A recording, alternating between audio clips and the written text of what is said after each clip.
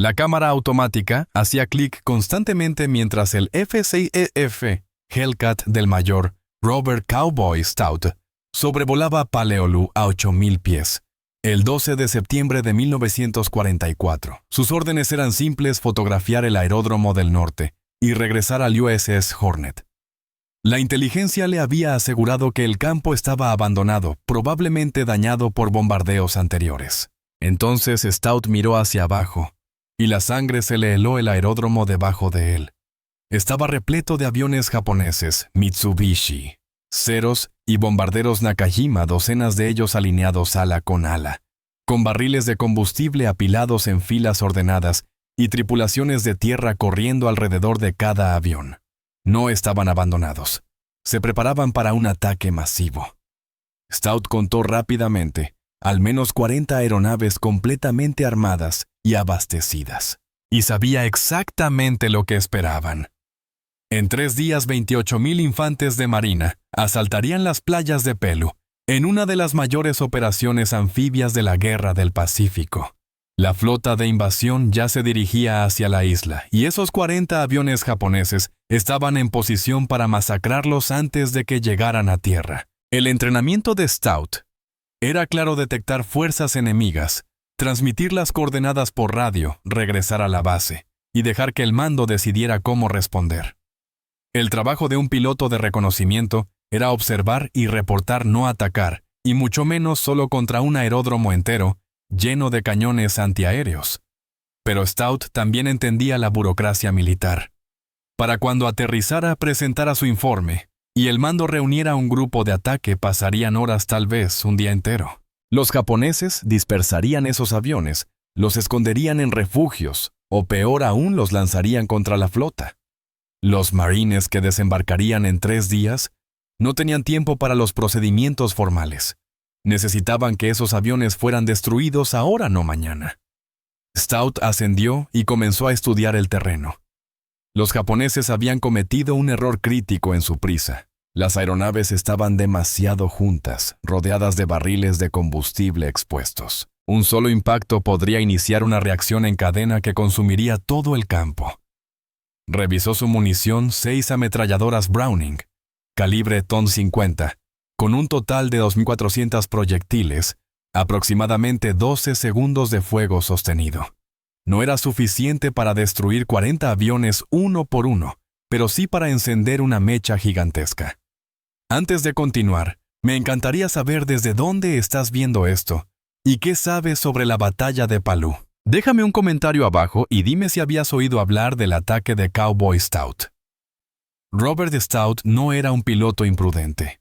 A los 28 años ya había volado 63 misiones de combate, sobrevivido a duelos con Zeros, atacado posiciones fortificadas bajo fuego intenso y aterrizado en portaaviones durante tormentas que mantenían a otros pilotos en tierra.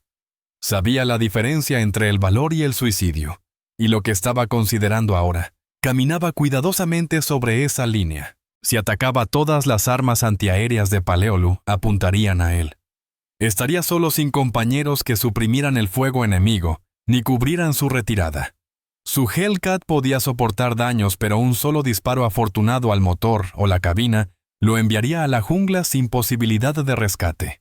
Si no atacaba, esos 40 aviones despegarían en oleadas contra la flota de invasión. Los pilotos japoneses ametrallarían las lanchas de desembarco, bombardearían los transportes y convertirían las playas en zonas de muerte, matando a cientos de marines antes de establecer una cabeza de playa.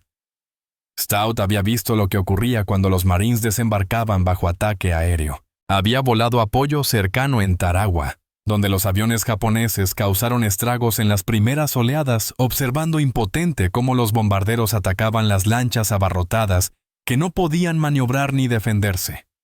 La decisión tomó menos de 30 segundos. Stout empujó el acelerador hacia adelante y lanzó el Hellcat en picada. El altímetro descendía rápidamente mientras caía hacia el dosel de la jungla. Su plan era simple: entrar rápido y bajo golpear los barriles de combustible primero, y salir antes de que los artilleros antiaéreos pudieran alcanzarlo. A 2,000 pies niveló el avión y llevó el acelerador al máximo. El Hellcat aceleró hasta casi 400 mph, el motor rugiendo a plena potencia. Los árboles se convirtieron en una mancha bajo él, cuando descendió a apenas 15 metros sobre la jungla. El aeródromo apareció de repente entre una abertura de los árboles. Las tripulaciones japonesas miraron hacia arriba confundidas mientras el Hellcat rugía sobre sus cabezas. Algunos se quedaron paralizados, otros se arrojaron al suelo. Ninguno alcanzó las posiciones antiaéreas a tiempo. Stout alineó la mira con la fila norte de aeronaves y apretó el gatillo. Las 6 ametralladoras abrieron fuego simultáneamente, su rugido combinado ahogando el motor. Las trazadoras caminaron sobre la pista cosiendo el delgado aluminio de un cero, que se estremeció bajo los impactos, mientras el combustible rociaba desde los tanques perforados. Stout ajustó ligeramente su puntería y disparó contra un grupo de barriles de combustible apilados entre 2 bombarderos. Los tambores se desintegraron bajo el fuego calibre .50. El combustible de aviación explotó en una enorme bola de fuego que envolvió ambos aviones. La explosión fue mucho mayor de lo que Stout había anticipado. Las llamas se elevaron más de 15 metros en el aire, y la onda expansiva sacudió violentamente su Hellcat mientras tiraba con fuerza de la palanca. Detrás de él el fuego se extendió con una velocidad aterradora. El primer cero en llamas prendió fuego al avión estacionado a su lado, y ese incendio se propagó a otro, y luego a otro más, cada explosión alimentando a la siguiente. En cuestión de segundos, la mitad de la fila norte estaba envuelta en llamas. Las tripulaciones japonesas corrían en todas direcciones abandonando cualquier intento de salvar los aviones. Los artilleros antiaéreos finalmente alcanzaron sus posiciones y abrieron fuego, pero Stout ya se elevaba zigzagueando para arruinar su puntería. Trazadoras pasaron silbando junto a su cabina. Sintió los impactos estremeciendo la estructura del avión, mientras proyectiles de 20 mm perforaban su cola. Las luces de advertencia parpadearon en el panel de instrumentos, pero el motor seguía funcionando con fuerza. Giró bruscamente a la derecha, ganando altitud y volviendo en círculo. Debajo de él la devastación superaba sus expectativas. Casi 20 aviones ardían, y las llamas se extendían por la pista como un río de fuego. Un humo negro y espeso hervía hacia el cielo visible a kilómetros de distancia. Pero en el extremo sur del campo todavía quedaban otros 20 aviones intactos. Stout revisó su munición, la mitad se había ido, quizás le quedaban 6 segundos de fuego. Los artilleros antiaéreos ahora estaban listos y lo seguían mientras daba vueltas. Volver para un segundo ataque era rogar por ser derribado, pero aún así giró el avión boca abajo y se lanzó de nuevo. Esta vez el fuego antiaéreo fue inmediato e intenso.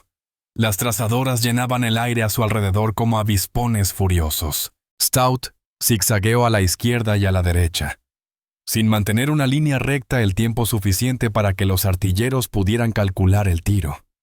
El Hellcat tembló bajo nuevos impactos, el metal desgarrándose en algún punto del fuselaje. Entró desde un ángulo distinto apuntando a los bombarderos en el extremo sur del campo. Su munición restante golpeó los aviones destrozando superficies de control y perforando tanques de combustible. Caminó su fuego hasta alcanzar un camión de combustible que explotó con tanta fuerza que volteó un bombardero cercano. Las explosiones secundarias comenzaron de inmediato. El combustible ardiente del camión se extendió hacia cajas de munición apiladas que detonaron en una rápida serie de estallidos.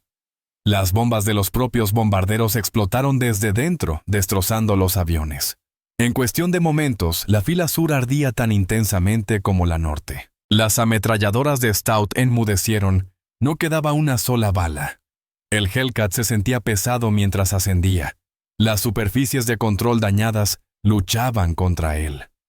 Más luces de advertencia se encendieron. Algo estaba goteando dejando una fina estela de humo. Pero debajo de él todo el aeródromo era un infierno. Cada avión, cada barril de combustible, cada estructura ardía.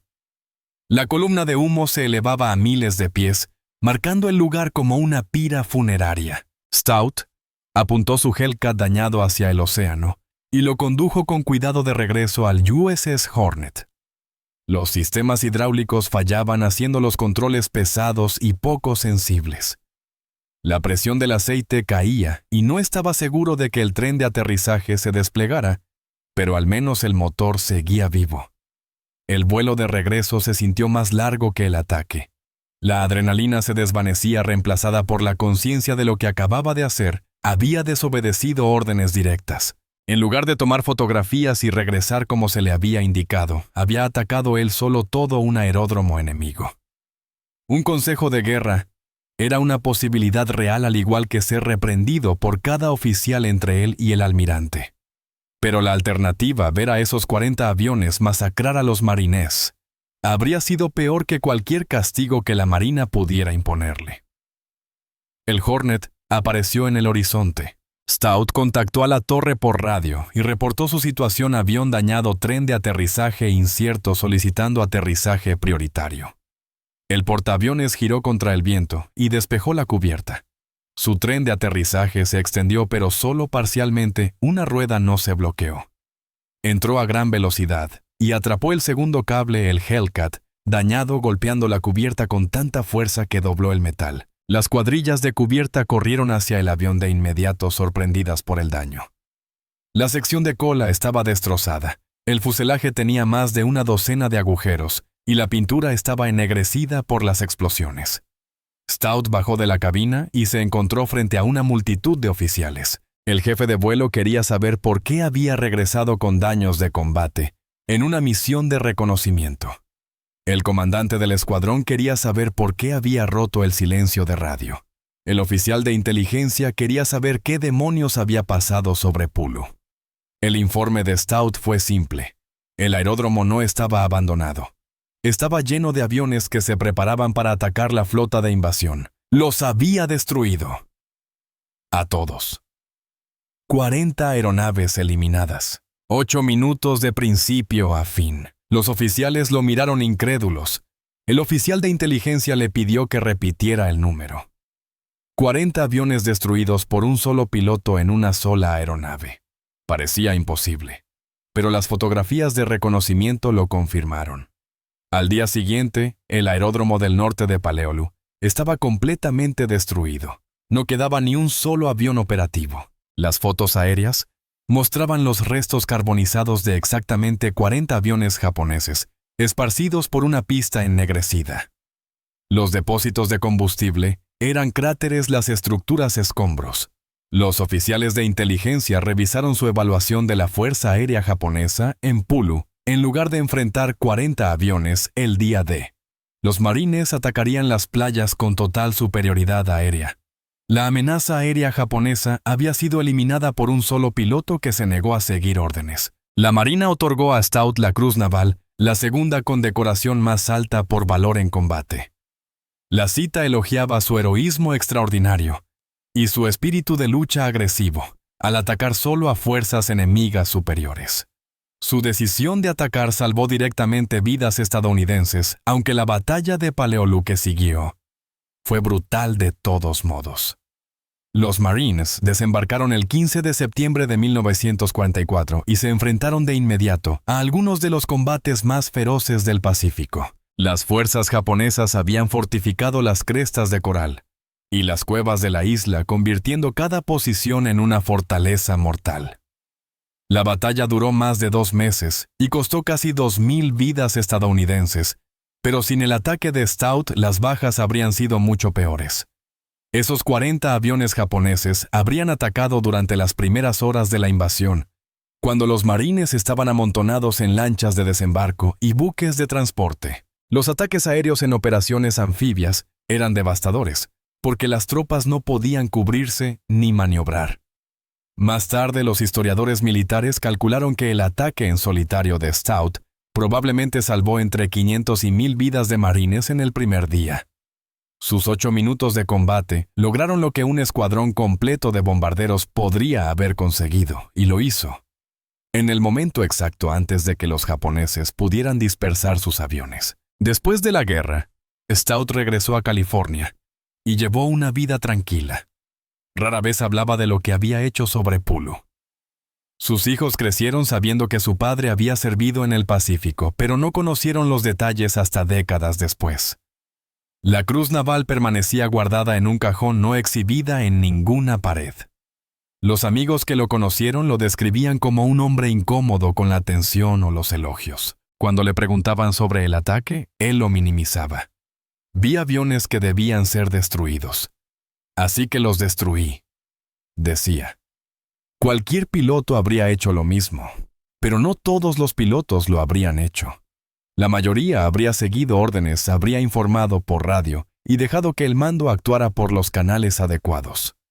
Ese enfoque burocrático habría dado tiempo a los japoneses para dispersar sus aviones o lanzarlos. La disposición de Stout a desobedecer órdenes y confiar en su propio juicio fue lo que marcó la diferencia. Su historia permaneció en gran medida desconocida fuera de los círculos de aviación militar hasta que los historiadores redescubrieron los informes de la misión décadas más tarde. Cuando los investigadores compararon su citación de la cruz naval con los registros japoneses y las fotos aéreas, comprendieron la magnitud completa de lo que había logrado un hombre. Una aeronave, 8 minutos, 40 aviones enemigos destruidos y potencialmente 1000 vidas salvadas. El ataque demostró algo que los estrategas militares aún estudian hoy, el valor de la iniciativa en el nivel táctico. Stout no podía saber con certeza que su decisión era correcta. Estaba adivinando los planes japoneses apostando a que su evaluación de la amenaza era precisa y arriesgando su vida en su capacidad para ejecutar el ataque. Todo en la situación pedía cautela, seguir órdenes, informar, dejar que alguien superior decidiera. Pero Stout entendió que a veces la persona en el terreno que ve la situación con sus propios ojos tiene mejor juicio que los comandantes mirando mapas a kilómetros de distancia.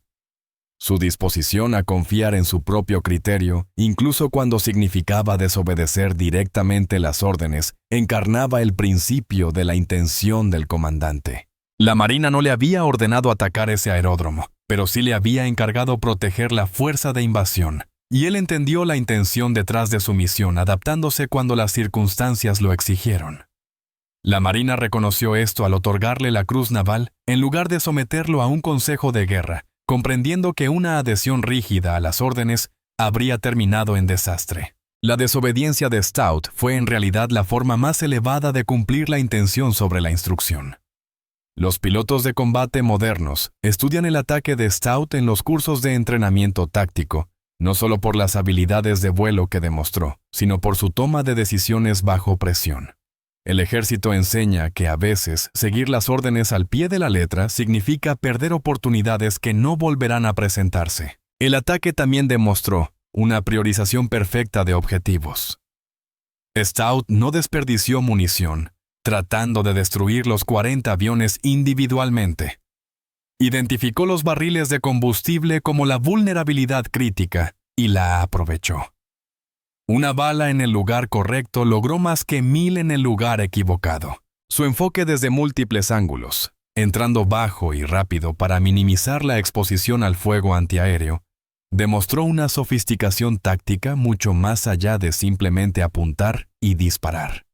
Había analizado las defensas, planeado sus pasadas de ataque, y las ejecutó a pesar de los daños sufridos, y de manera crucial sabía cuándo detenerse.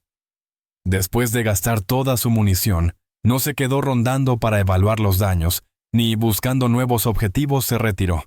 La misión estaba cumplida. Permanecer más tiempo habría sido un riesgo inútil. Todas esas decisiones ocurrieron en cuestión de segundos, bajo fuego enemigo sin tiempo para deliberaciones cuidadosas.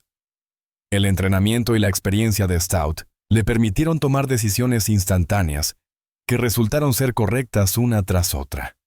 Robert Cowboy Stout murió en 2000, a los 89 años. Su familia finalmente compartió su historia públicamente, y los historiadores militares se apresuraron a preservar los detalles antes de que se perdieran. Los informes de misión, las fotos de reconocimiento y la citación de la cruz naval confirmaron lo que parecía demasiado dramático para creer. En el análisis final, el ataque de Stout sobre Pulu permanece como uno de los golpes en solitario más exitosos de la historia de la aviación naval. Ningún otro piloto individual destruyó tantos aviones enemigos en una sola misión durante la Segunda Guerra Mundial. Sus 8 minutos de combate evitaron lo que habría sido un devastador ataque aéreo sobre la invasión de Paleolú. Los marines que desembarcaron en esas playas nunca supieron que un piloto naval había desobedecido órdenes para salvarles la vida. Lucharon en un infierno sobre aquella isla de coral, enfrentándose a defensores japoneses atrincherados en posiciones fortificadas, que convertían cada metro de terreno en una batalla. Pero al menos no tuvieron que enfrentar 40 aviones, ametrallándolos mientras intentaban llegar a la costa. A veces lo más heroico que un soldado puede hacer es negarse a seguir órdenes, no por cobardía o rebelión, sino porque la situación exige una acción que la obediencia rígida al procedimiento impediría. Stout comprendía esto instintivamente. Cuando se enfrentó a la elección entre hacer lo que le habían mandado o hacer lo que era necesario, eligió la misión por encima de las órdenes. Su legado vive en cada curso de entrenamiento táctico que enseña iniciativa, por encima de obediencia-adaptación, por encima de rigidez y confianza en el juicio de quienes están sobre el terreno.